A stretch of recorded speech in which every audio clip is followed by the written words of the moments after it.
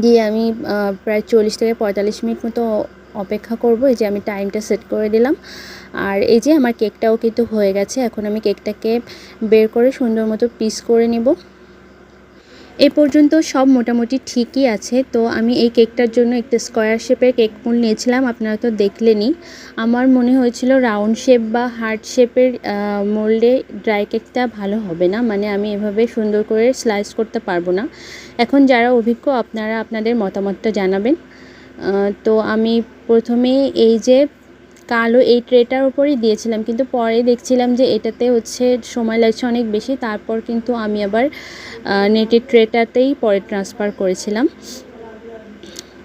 তো এই যে আমার ড্রাই কেকটা হচ্ছে। তো আমার স্লাইসগুলো কাটা বেশ পুরু হয়ে গেছিলো, যেটা আমি পরে বুঝতে পারছিলাম, এর জন্য অনেক বেশি সময় লাগছিল। তো তারপরেও আমি কিন্তু